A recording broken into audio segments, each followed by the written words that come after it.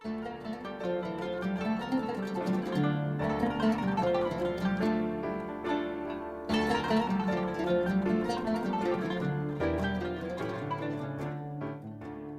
is the Innovation Civilization podcast, and my name is Waheed.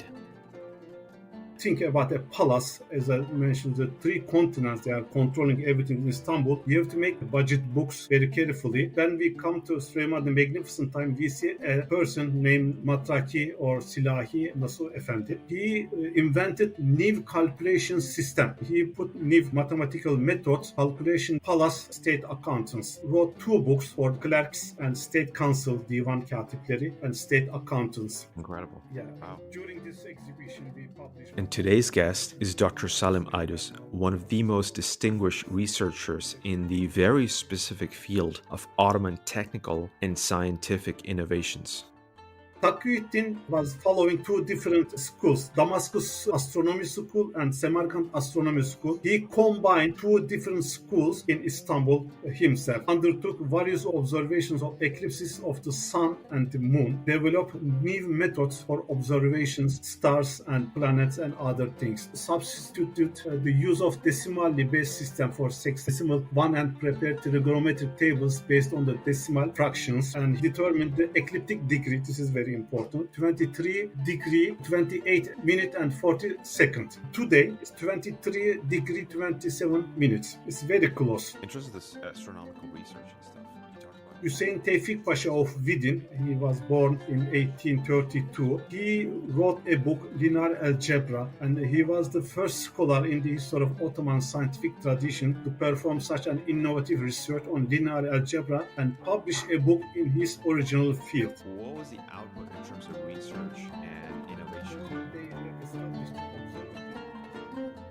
Professor Dr. Salim Ayduz, welcome to the Innovation Civilization podcast. What a great pleasure to have you here today. Thank you very much. I'm very grateful you're inviting me to this great program. Let's get started then. Do you want to tell us a little bit more about yourself, who you are and what you're doing and what's your interest in Ottoman studies? I have a PhD on history of Ottoman science and technology. I am originally from Çanakkale, a city near Dardanelles, or maybe most of the people know Gallipoli from the First World War. And then I studied in Istanbul. I studied University of Istanbul, first history. After graduated history department, I complete my master and PhD studies at History of Science department under the supervision of Professor Ekmeleddin İhsanoğlu. He is one of the well-known professor on history of science, and he was the general secretary of Islamic Conference for 8 years. And now he retired. But I studied with him. First, at the master studies, I studied history of Ottoman astronomy, astrology, and astronomical institutions. After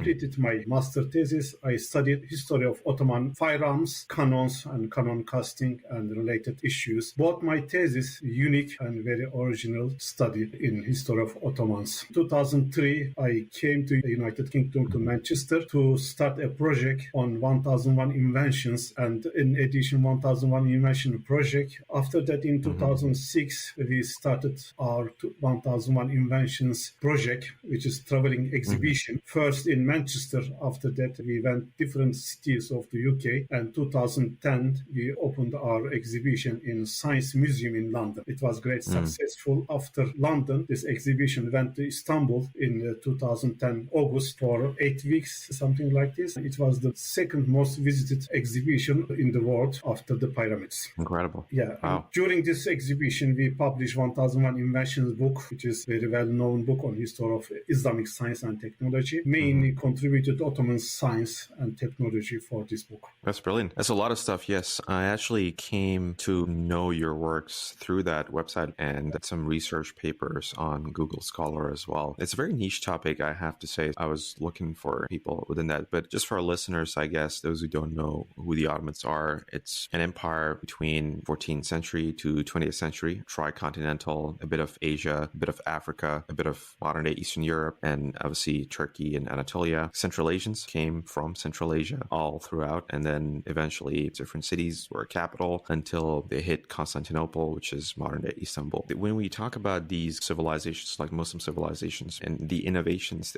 there's a lot of talk on Abbasid innovations, Umayyad era innovations, and broader Islamic civilization like Baghdad and Damascus and stuff like that. But not much is known or talked about in regards to Ottoman science and innovations. So what do you think is the reason? Is the reason that there was nothing new there, like all of the innovations mostly was done by the Abbasids and Umayyads and maybe the Seljuks a little bit, and nothing much for the Ottomans? When I was actually looking for content on this, I actually couldn't find anything, which is why we decided to do this episode, because your research is so unique. So what do you think is the reason that specifically Ottoman innovation and scientific knowledge is just not out there? It's not mostly talked about. Thank you very much. It's a good and very big question. Ottomans flourished in the northwest of Anatolia around the 1300. We don't know exactly which year founded. If you go to the official website, you will find out 1299, which is not exactly that time, but should be 1300 or 1302 in Suud, northwest of Turkey. It's a small tribe, small principality. After that, they started getting bigger and bigger, and they get new lands from the Byzantine Empire and other Turkish principalities or states in Anatolia. In 1453, as you mentioned, they conquered Istanbul or Constantinople and converted Constantinople into Mehmed II, right? Mehmed II. Yeah. After him, his son Bayezid II and grandson Salim I. In 1517, they reached the Arab world, Arab land, and they conquered Saudi Arabia and Egypt. These lands became the part of Ottomans. After Selim I, his son Süleyman the Magnificent or Süleyman the Lawgiver started conquering new lands in Europe until they failed, and they a couple of sieges in Vienna. In 1683 they tried again. Even the second time they failed, but still they continue enlarging their lands over the Europe and the Mediterranean. Think about the Mediterranean. How many different countries now? Usually important. It was an Ottoman lake during the Magnificent time, and all North Africa and all Saudi Arabia, Egypt, and most of the Iran, today all Middle East, and half of the today Russian lands was the part of Ottomans. Until 1923, as you said, First World War.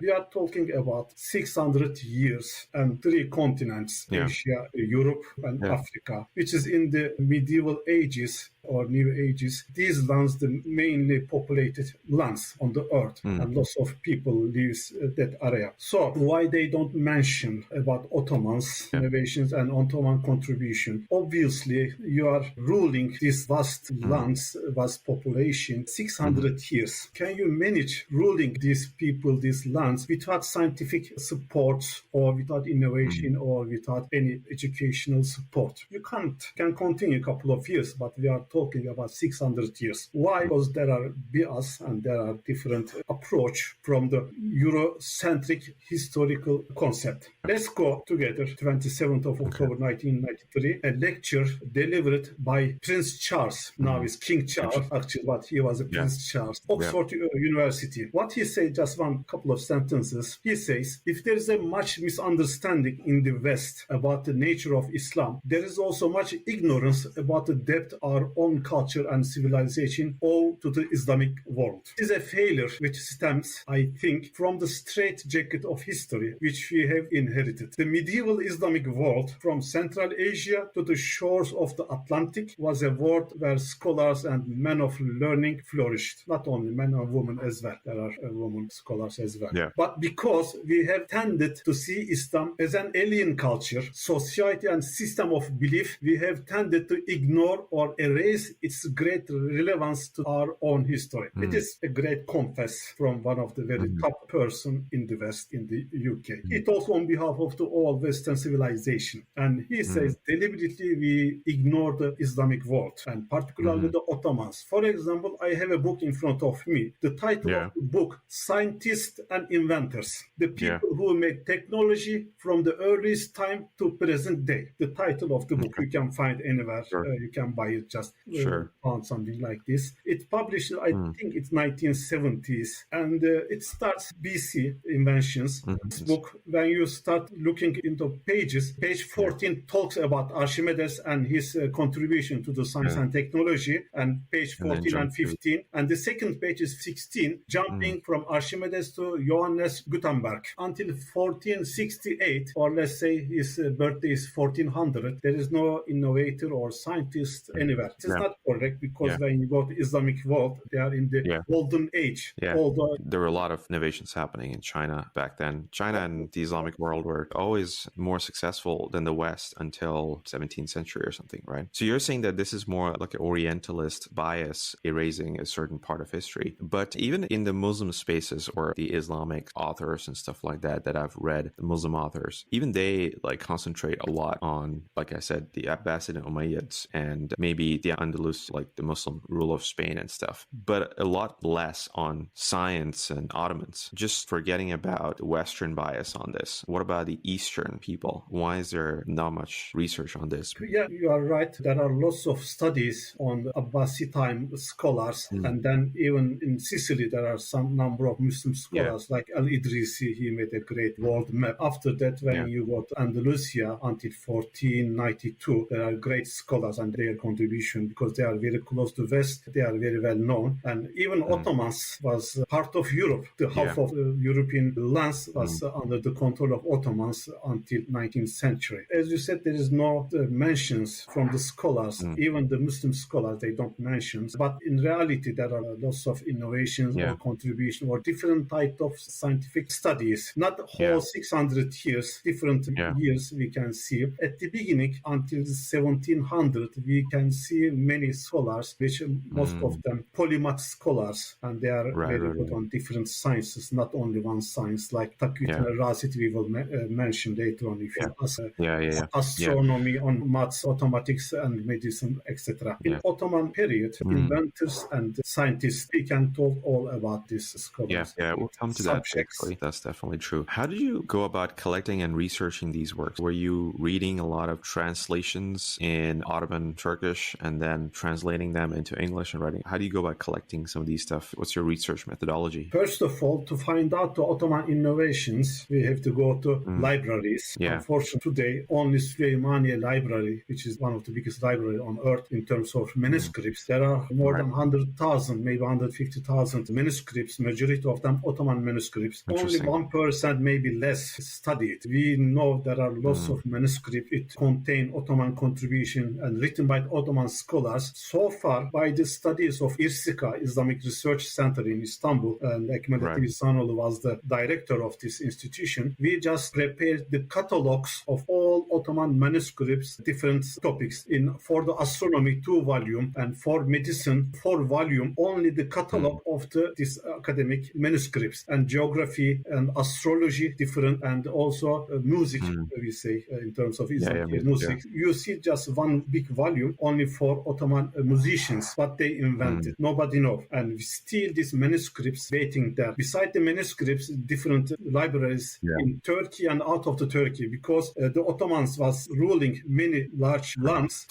We can see lots of Ottoman manuscripts in Egypt, in Baghdad, in Mecca and Medina, and Russia. If you go to all United Kingdom libraries, like John Lyons Library in Manchester, British Library, and Bodleian Library in Oxford, and Ireland, Chester Beatty Library, and National Bibliothèque in France or Germany. Lots of Ottoman manuscripts still unstudied. This is one of the first reason why we don't know, and not too many scholars studying on Ottoman science. We started in Turkey with the universities. First of all, I have to say this is a very important issue. Who is the founder of history of science studies in the world? This George Sarton. In America in 1930s, he founded the history of science department at Harvard University. Do you know who is his first PhD student? Professor Aydın Sayılı, a Turkish scholar from Ankara, and the founder of the modern Turkish Republic, Gazi Mustafa Kemal Atatürk, sent him to make PhD with George Sarton. It's very early time, and because of the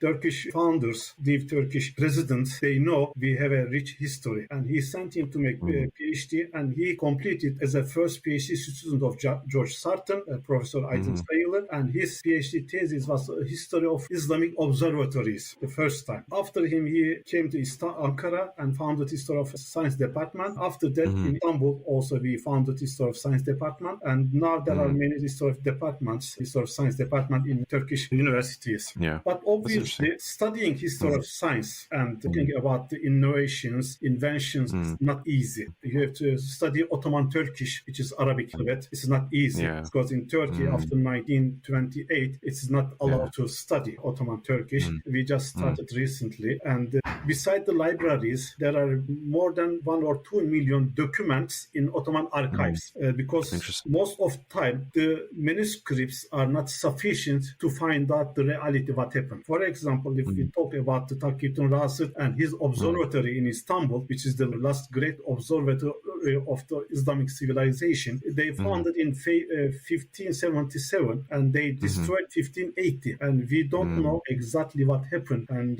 why they destroyed, what kind of academic studies happened there as well. We need the support of archival documents.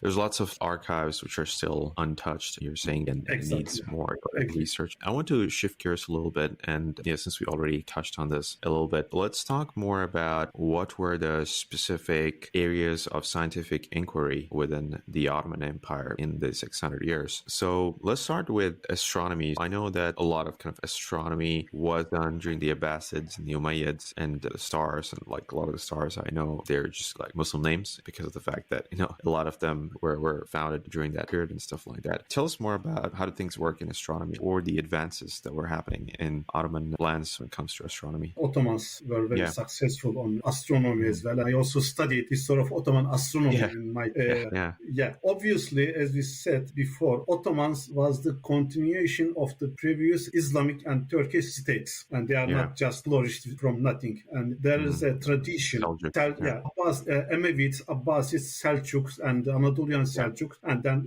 Ottomans was the small principality and then became the biggest. And when they established their own state in 1400, let's say, and in 30 years they opened their first madrasa in Bursa, in Iznik, near Bursa, in 1331 by Orhan Gazi, the second Ottoman Sultan. And the first Sultan was the Osman, and he is the founder, and because of the name comes from him. And then immediately they open a madrasa, and then immediately they open other madrasas, medical institution, Darus Shifas or Tumarhanes or similar medical institution as well. Because they have examples, previous states, it is very easy for them to set up this kind of institutions. After the conquest of Istanbul, obviously they need more studies, and they founded the Fatih complex, Fatih Kulliye in Istanbul. During the Murad second time, because Ottomans, they need information about the astronomy, and scholars from the other lands started arriving to Ottoman lands. And particularly after the conquest of Istanbul, Mehmet or Muhammad II invited scholars from all over the world to come to Istanbul, because Istanbul was the center of Roman Empire. It was a cultural and scientific center.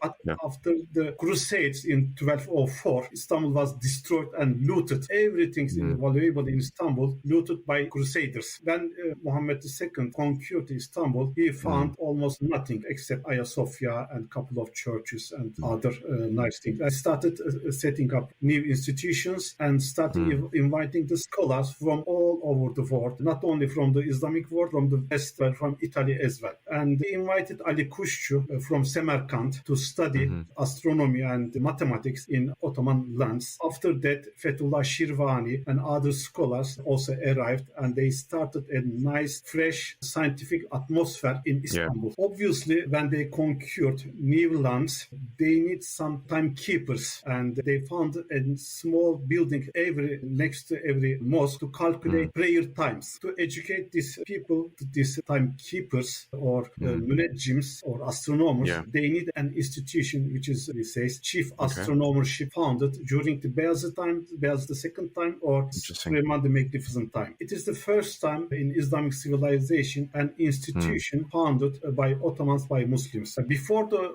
Ottomans, almost all Muslim scholars, Muslim rulers, has one or two astronomers or astrologers about to know the future, because astrology told also about the future. Really. Astrology, Yeah. Yeah, the horoscope and stuff, And even they opened some observatories, we say in Islamic civilization, Rasadhane, mixed Arabic and Persian word, observatory.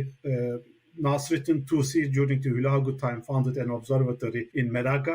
In 1420s, in Samarkand, Ulu Bey founded an observatory. And then in Istanbul, they founded their own observatory. With the influence of Ali Kushchu, as I said, during the Muhammad II time, many scholars start coming to Ottoman lands, even scholars from Andalusia, because after 1492, they had to leave the Andalusia. And Ottomans particularly invited highly educated Jewish scholars to the Ottomans. Some of them was physicians, some of them astronomers. During Suleiman the Magnificent time, this astronomership, chief astronomer institution, founded and they started working. And in this, during Murad III time, Taqiyuddin Rasid arrived to Istanbul. He was born in 1520 in Baghdad, in Damascus, actually, as a Turkish scholar. He studied in Damascus, Nablus, and then he studied in Egypt, in Cairo, and then came to Istanbul 1570. When the Münecimbaşı, or chief astronomer, Mustafa bin Ali al-Muvakkit, passed away, he became chief astronomer. And to calculate astronomical studies, you need a zich. Zich means almanac or star catalog. And Nasruddin Tusi in Maragara's observatory, he prepared his own zich. After that, in Samarkand, Ali Kushchu and Ulu Bey, they prepared the Ulu Bey zich, Ulu Bey almanac, which is one of the best almanac even in Europe until 1700. Most of the astronomers, they use this zich. There are some mistakes in this almanac, and Taqiyuddin said to Sultan Murad III, "Oh my Sultan, to make precise calculation for the astronomy, we need a corrected almanac, a new zich. To prepare a new zich, we need a new observatory. In Istanbul, I want to found an observatory," and Sultan was very pleased. He said to him, "I am very happy in my country, in Ottoman civilization, throughout my grandfathers. This is the first time happened in my reign, and I will be very happy to support you." And immediately gave him 10,000 gold Ottoman akçe, and they started making this observatory top of the Tophane, which is the European side of Istanbul. They completed this observatory, and after 2-3 years, in 1580, unfortunately, because of the political reasons, I say, it's not 100% we sure what is the reason, they destroyed the observatory. There was a political challenge between the statements, people support Taqiyuddin and the other against him. Unfortunately, the Grand Vizier... In terms of this astronomical research and stuff, you talked about a lot of researchers and scholars are moving in, and they established the chief astronomer's office, creating better almanacs. What was the output in terms of research and innovation for these astronomy departments and stuff? What were they doing apart from the almanac? They established the observatory. It was 2 buildings, and they immediately collected all books from the old Ottoman Empire in terms of maths and astronomy, and they started doing observation. To make a precise observations, you need a nice astronomical instruments. Some of them was the used previous observatories. Some of them invented by Taqiyuddin himself. One of them, he invented 7 or 6 new instruments, which is inventing an astronomical instrument. It's not easy, and basically they use normally for the basic things. They use astrolabe. Actually, I have one astrolabe here. Maybe you know what is this. This is a kind of Islamic laptop or computer. Using this astrolabe, you can calculate many things, but to get a precise and very correct results, you need new instruments. What is the instruments he invented? The sextant, or in Arabic, mushabbaha bil manatik, and it was used to measure the distance between the stars, and it was invented by Taqiyuddin Rasid. And the interesting thing, if you go to Ibn Battuta Mall in Dubai, I don't know if you visit or not, every corner you will find the Islamic inventions, and you will find the replica of this sextant in the Dubai Ibn Battuta Mall as an 8 meter, quite big. And the other one, he invented the instrument with cord, zawtul tar. This designates the spring and autumn equinoxes, because you have to calculate this thing as well. And he also invented astronomical clock. The first time for the observations, if you use astronomical clock, the nice one, and you can get get better results. And even the Ptolemy, or we say Ptolemyus, he said, I failed because I don't have this astronomical clocks to make my calculations precise. Besides this, at that time, there was the Tycho Brahe in Denmark. He was doing some astronomical observations as well, which his astronomical results was very helpful for the Kepler and Copernicus to set up a modern astronomy. But his observatory, when we compare his observatory with the Takuytun-Rasit observatory, Takuytun-Rasit instruments more advanced, more superior, and more precise. 16th century, you said? Or it's 1570s. 70s, okay, 16th century. Okay. The observatory was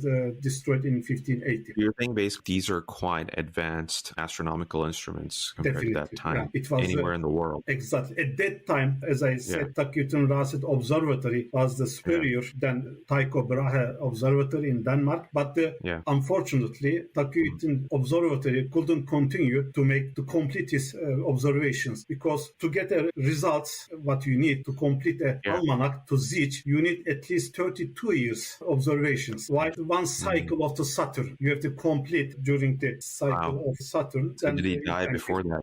Takuytun was following two different schools, Damascus Astronomy School and Samarkand Astronomy School. He combined two different schools in Istanbul. Also, he undertook various observations of eclipses of the sun and the moon, developed new methods for observations, stars and planets and other things. Also, he substituted the use of decimally based system for sexagesimal one and prepared trigonometric tables based on the decimal fractions. And he determined the ecliptic degree. This is very important. He determined the ecliptic degree 23 degree 28 minute and 40 second. And today it's 23 degree 27 minutes. It's very close. Ecliptic degree, the declination of the world. World is not direct, just little bit. 23 degree is, the poles not goes up, just little bit declining. And this is the degree of this declining ecliptic degree is 23 degree. There are some other contribution of Takuytun-Rasit as well,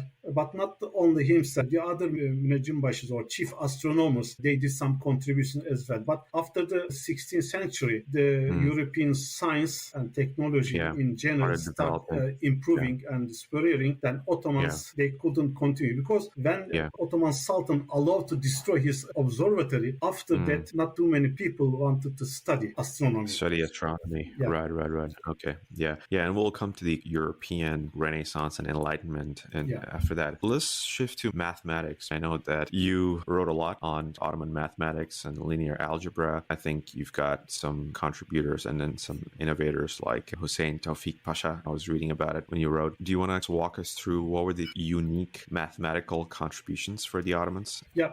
When we come to after the astronomy, as we said, Takuytun-Rasit, one of the top person in terms of astronomy, and Ali Kushi as well. And Ali Kushi made lots of contribution in terms of astronomy plus maths. And he wrote books, textbooks, and also other books in terms of teaching maths and astronomy as well. And before him, Kadızade Rumi was the biggest and most important Ottoman scholars in terms of astronomy and maths as well. And he flourished in Bursa, near Istanbul, the first capital of Ottoman Empire, and then went to Samarkand to study under the Samarkand Observatory as a head of the observatory with the Ulu Bey, and they published this Ulu Bey Zich as well. And after him, when Ali Kushi arrived in Istanbul, he studied with Muhammad II, and then the other Ottoman scholars start publishing works on maths. Maths is very important. And during the Muhammad II time, we talk about Yusuf Sinan Pasha. He was the very well-known historian, theologian, mathematician, and astronomer as well. He wrote a work on maths, Risale fi Beyani Mes'aletin Hendesiye, or Risale fi İstigrac-ı Zaviye,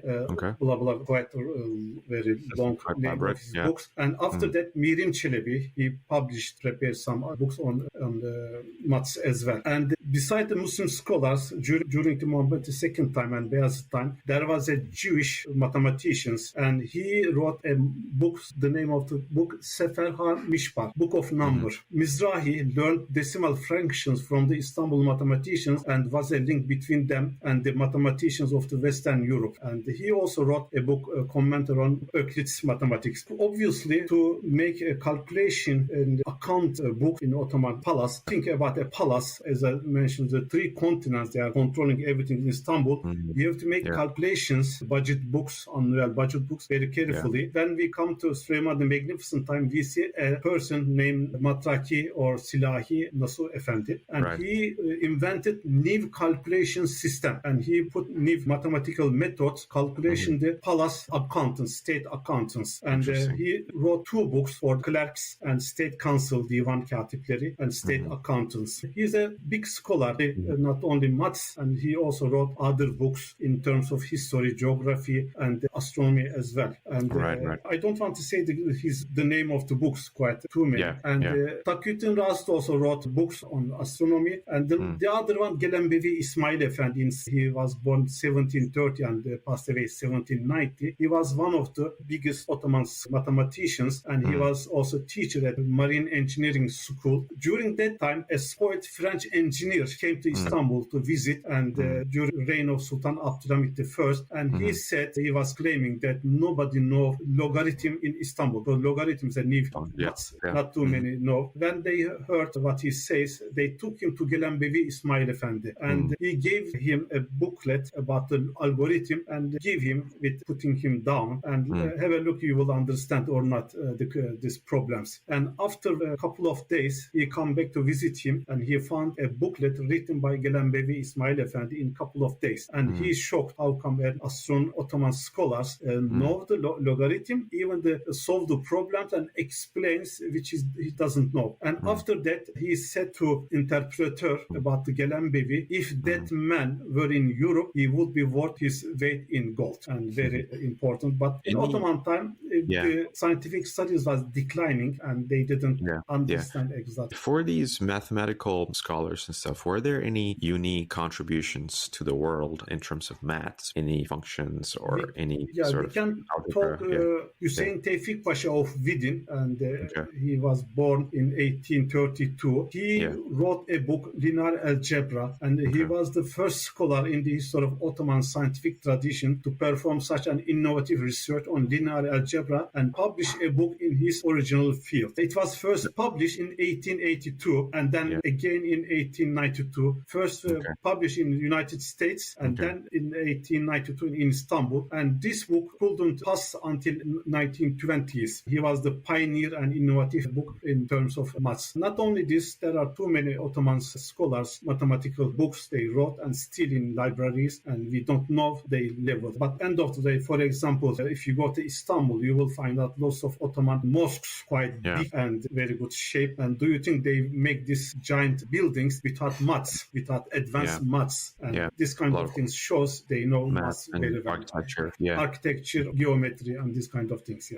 I know the Ottomans were quite advanced about gunpowder adoption and cannon making in the beginning, at least. Do you want to sort of talk us through that? Yeah, as you know, gunpowder invented by Chinese people, and after a couple of decades, it start changing the world shape, and gunpowder empires starting in the world. In a short time, Muslim states start using and improving the gunpowder and related firearms and guns and other things as well. Ottomans very quickly adopted these new war machines, and they started using this kind of machines, cannons and guns against their enemies very early, and as early as 1389 they used. Then they started founding their own cannon foundries in Edirne and in 1417 in Istanbul. But very interesting things, the first time in history they founded their own cannon foundries in the place of the war area. When they found it, and they cast the cannons, and after that they destroyed and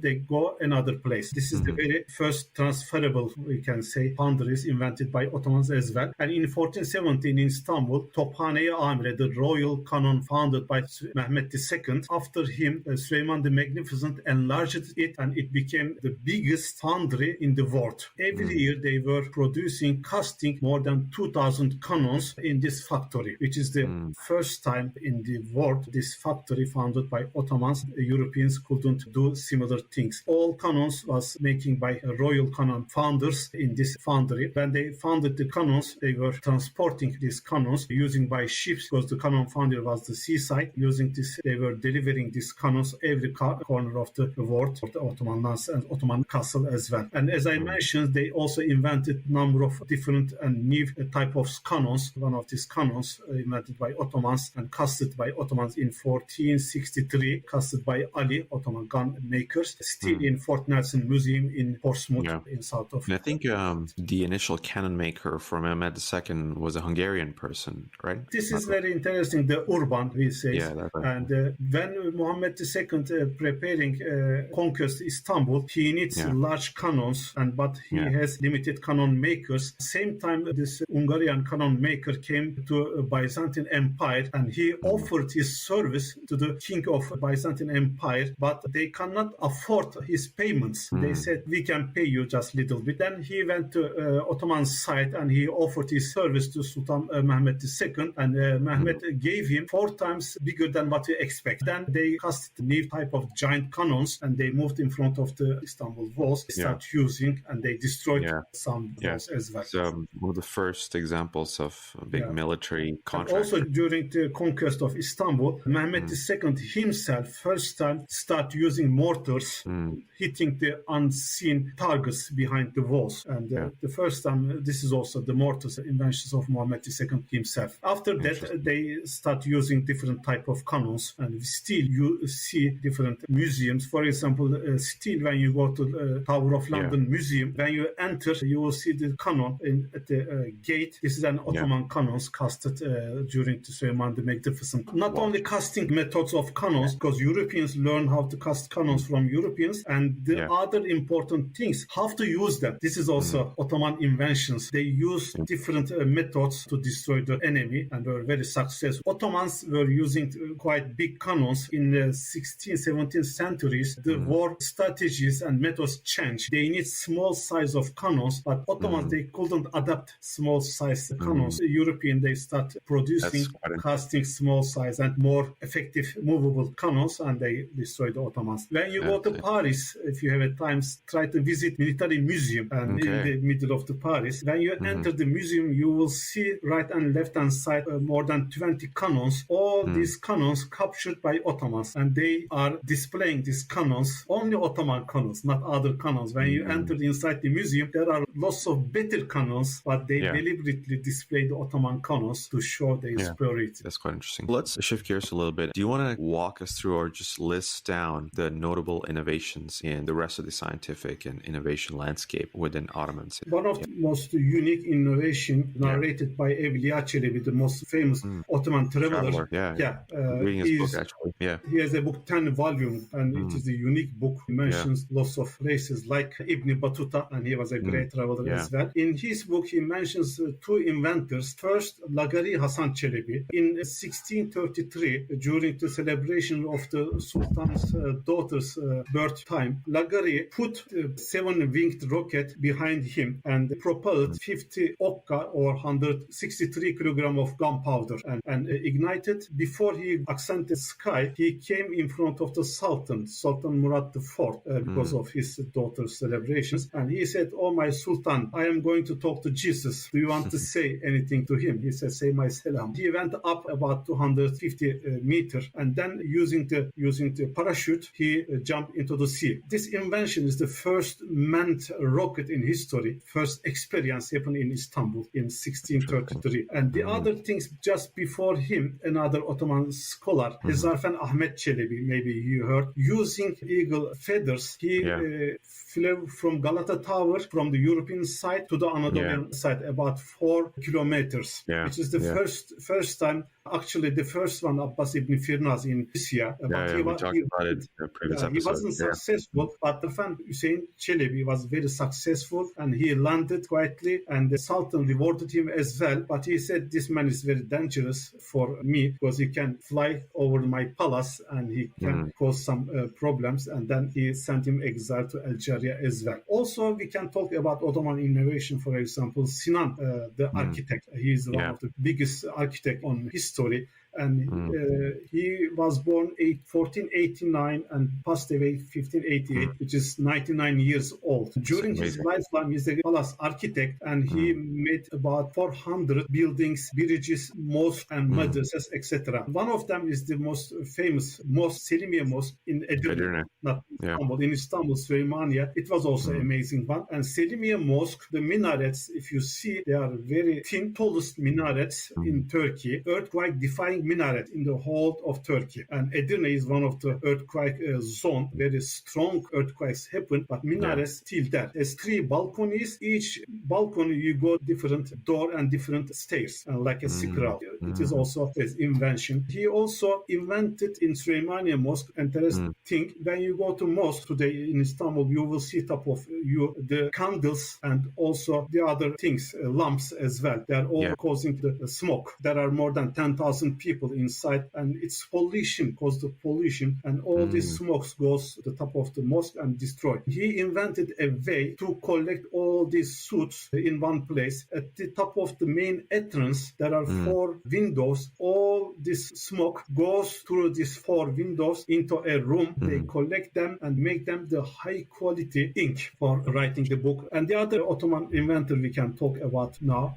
Piri Reis, maybe you heard about it. He was an Ottoman geographer. He made the first world map in 1517 and 1528 for Sultan Selim I and Sultan Süleyman the Magnificent. This part of his map, unfortunately, we have only one part of this big map, and this shows east of South America and the west coast of the Africa and some part of Europe. We realized some parts of the world invented 100 years or discovered 300 years after this map, and we don't know how Piri Reis prepared this map. He used Magellan and Columbus maps as well, but he put some things they don't have, some details, some islands, some corners of the world, particularly the South Antarctica, and he put very detailed and very good information. He also wrote the first book on navigation. The name of the book is Bahriya. This is also one of the most important navigation. It's a Portolan type book, and when you see the book, you will see every details of the Mediterranean and Indian Ocean, which is very important for traders and ship people as well. We can talk too many things, Ottoman contribution. For example, when you go to Ottoman Bimaristan, the hospitals, they are all free. And actually, when you say free today, people not understand today also free in the UK in many places.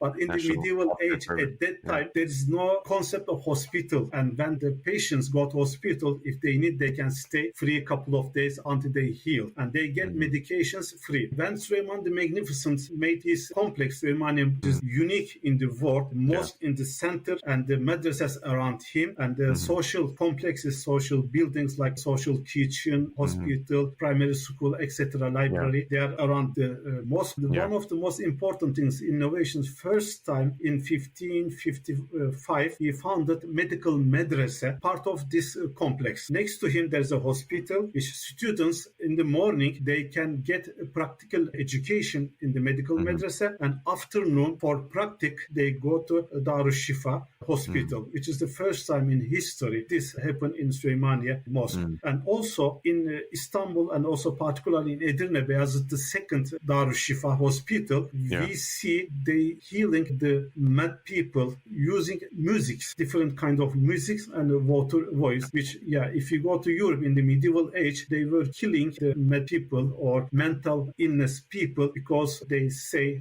there's a evil inside, they or even burning, unfortunately. Just on that medical madrasa or place of learning as well as the hospital, are you saying that before that there was no concept of a hospital? Like, what was so innovative about it, basically? The concept of the hospital came from Islamic civilization, of course, in Abbasid. First time they started making hospitals. Before Islam, Jundi Shapur in Iran city, they used to have a hospital. As a modern concept, the first time Muslims starting set up a hospital. Even the Prophet ﷺ time, there was a not movable hospital. They can or something. Yeah. transport the hospital, military hospital, and wherever the army goes. And then they set up the proper hospitals in Cairo, in Damascus, and Baghdad. The Ottomans, they set up specific buildings, which is most of the European hospitals took Ottoman hospitals as a sample because the patients has their own rooms, the operation rooms, the drug rooms, and also these musical instruments as well. They're all different rooms and places, and the doctors, as I mentioned, working free for the patients. That's actually quite interesting. If you go to Istanbul, still these hospital buildings, some of them people use as a hospital. For example, in Üsküdar, Mihrimah Sultan Hospital. Yeah, I think there's this interesting theme about early hospitals are often associated with religious institutions and charity. I think even in the West, like the Red Cross, stuff like that,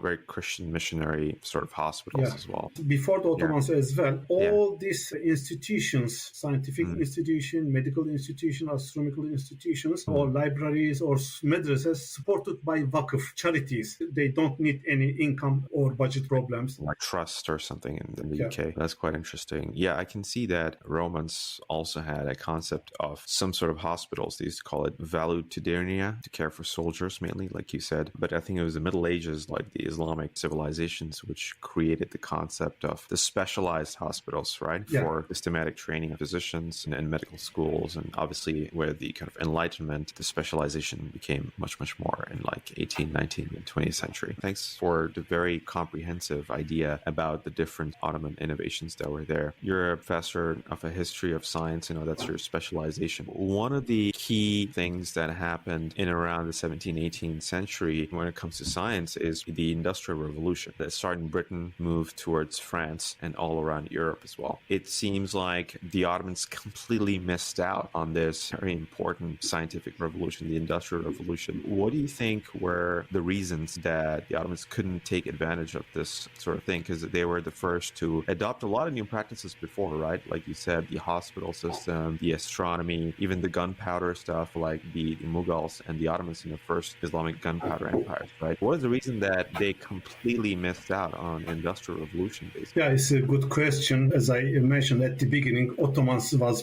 part of the Europe. Half of the Europe was Ottoman lands, and just next to Ottomans, a scientific revolution happening just before that, Renaissance happening. Even they aware was going on in Europe. They follow what's going on in they writing books, and they follow. But unfortunately, they couldn't continue improving their scientific studies and technological inventions in their own lands. Mehmed II himself even invented great giant cannons, and then they destroyed Constantinople walls, which is one invented by himself. Still in London, it was in London, Tower of Museum, but now moved to Fort Nelson Museum in Southampton. And it's in the middle of the cannon. There's a screw, and you can screw or unscrew when you want to use the cannon to carry long distance. And even mortars and different type of cannon invented by Ottomans. Europeans learned how to make cannons and other things from the Ottomans. But when we came to 17th century, after 1600, Ottomans, even they see what's going on in Europe, they couldn't follow. When they start losing the wars against the Europeans, they immediately started thinking improve their army, and they concentrated on the army, not the scientific things. They were selective and very practical. They follow what they need. For example, in terms of astronomy, they need precise calculations for astronomy, and they immediately start translating almanacs from the European languages into Turkish language. And in terms of geography, they need geographical books, and they also started translating this kind of books as well. They couldn't see the military success. There is a science behind it. And they starting just transferring the present technology, military technology or other things in medicine, in geography, but they didn't think to transfer whole science. Why? Because they concentrated on the wars, because after the 1699, the decline has started, and the most important things for them, the army and the military things, and when they concentrate on these things, they miss. And the other things, Ottoman lands is quite large. From the West, Europeans attacking, and from the North, Russians attacking, and from the East, Iranians, and from the South, Arabs, and they couldn't deal with them in same time. And they, because they should busy with military success, and they concentrated on the military, and we see lots of military books or military experts. They start importing from Europe, and when they start opening military schools in Istanbul, most of the teachers were coming from France and England, because they know, yes, our Europe has something superior. We have to import this kind of things. Is this the tulip age that you talk about, right? During the tulip age, I particularly studied at this age. Which is after, say, 17th century or something, right? 1718 till 1730. Sultan Ahmed III time, the Grand Vizier Ibrahim, Nevşehir Ibrahim Pasha time. And they realized there is something in West, and they founded a translation team. And they started translating books from Europe and from East as well to improve Ottoman science and technology. But in 1730, it's failed because of the military coup, and they killed the Grand Vizier, and they changed the Sultan, and new Sultan couldn't continue, couldn't concentrate. After that, another Sultan, Mustafa III, he saw the success of European countries, and he sent an envoy to Poland king to send him three strong astrologers, because he thinks the Munajims, astrologers, will help him to improve the quality of the Ottoman state or stop the decline. And the Poland, that was Leistan, the king said to him, you need a full treasury, and you need good scholars, and you always follow your own history. You should know the history, and they are my three astrologers. This is, it shows the concept of what they are thinking. Instead of follow the modernization in terms of science and technology, they are after different things. Unfortunately, the Sultans not good, and political issues was ahead of the science and technology. And after 1850s, they start building up palaces, and they spent lots of millions of pounds for making palaces, mansions, and Dolmabahce, for example, they spent it's very European, Italian Rococo style. 17-ton gold only for decoration, and they borrowed the money from European countries. They basically squandered a lot of the wealth on these, surplus initiatives, as well as too much military spending. I want to say other reason as well. After the 1492, when the Europeans discovered New Worlds, America and India as well, and they started importing lots of goods, gold, silvers, and free labors. They started getting rich. But when you compare the Ottomans, they have no chance like this. Even Ottomans, when they use slaves as a labor, they pay for them. Can you imagine? And they are not using opportunity. Oh, you are a slave, you have to work free. I'll provide you only food. That's it. But they pay as well. They didn't want to steal other nations' gold, silver, and other things, and they never use any Africans as a free labor. And this is also when you compare, when you put in front of you, there is a competition, but not the right way. The slave thing was quite interesting, because I was actually reading Evliya Çelebi when I was in Istanbul. According to him, there were like 30,000 slaves who were working to build the Süleymaniye complex in chains as well. So that was quite an interesting thing that he writes about. I didn't know that, but it was just quite interesting as a side point. You're right in terms of the decline that's there, that a lot of the Ottoman starting point in conquest of like Eastern Roman lands was that it's a better operating system. It's a better operating system when the Ottomans come and take over. It's usually the land becomes and city becomes more prosperous, more trade goes through, your administration is better. But it just seems like, 17th, 18th, 19th century, it just capitulated. A lot of corruption, not much industrial revolution going on, politically messed up situations. Do you think that the ban on the printing press, and this is huge, right? I don't know what's the truth about this. A lot of people say a lot of things about this, but I think, and correct me if I'm wrong, but for a long time, the actual printing of books was banned in the Ottoman Empire for like a good couple of 100 years. So there were like more printing presses in like Hawaii than there was in like the cities like Damascus and Constantinople. Do you think that was one of the reasons why the general level of knowledge and dissemination of knowledge was kind of less? What's your take on that? Yeah, if you go to Turkey, most of the people blame Ottomans banning of the printing books, and they say because of banning of the books, Ottomans declined, happened. They couldn't follow the European scientific improvements. Actually, this is not correct. When you go to earlier centuries, the Muslim world has producing the books and papers as well. For example, when you go to Andalusia, only Hakem II, the Caliph Hakem II, as a library contains 400,000 books. Only one library. When you go to Baghdad, Egypt, Istanbul, lots of libraries libraries contain millions of books. And when you same time when you go to Europe, the churches has libraries and only 10, 20 books maximum, no more than this. Even these books chain on the walls, nobody should steal. Even in Manchester still I go to Chatham Library, this chain books I can see. It shows the paper industry and book writing and book distribution industry is not very common, and not too many book writers or copiers exist in Europe. But when we come to Islamic civilization, every corner of the Islamic civilization, there are very active education systems, scholars, and madrasas, and even private madrasas or private mansions, and educational activities continue, and people need books. And to get a book, what is the practical way? One says make a copy of the books in a couple of days, because they are very practical. Right, Arabic is very easy from right to left, and most easiest language to write. European language is not easy, and there is no this kind of atmosphere, schools, scholars,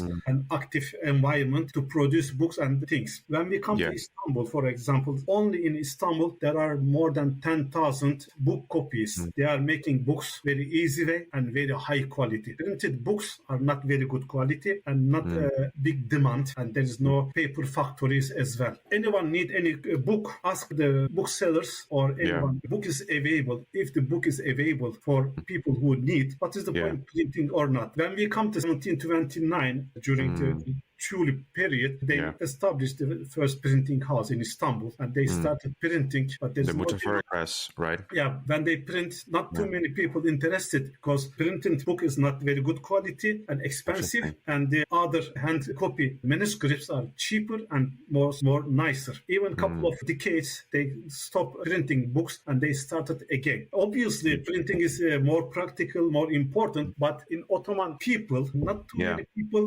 writing and reading. And people who are educated, they already get the books easy way. Therefore, it's quite accessible and available. We cannot say banning this ban is not important. And Ottomans, by the way, when the 1480s, the Gutenberg invented this printing machine, and it became very common in Europe. After a couple of decades, it was in Istanbul. All non-Muslims, Jewish and Armenians or Christians, they were using printing machines to print their own books, and therefore printing is known. But when they see the quality, they didn't follow what they are doing. Then for 1729, they start printing books. Yeah. To me, the ban was more an interesting thing in terms of mentality, more than anything, towards innovation of doing things, basically. And this is, we're having a lot of these debates with AI right now. Will AI take over our jobs? You're probably using PowerPoints, right, to teach students. In the 50s, 1950s and 60s, you know, there used to be PowerPoint slides, but they used to call it like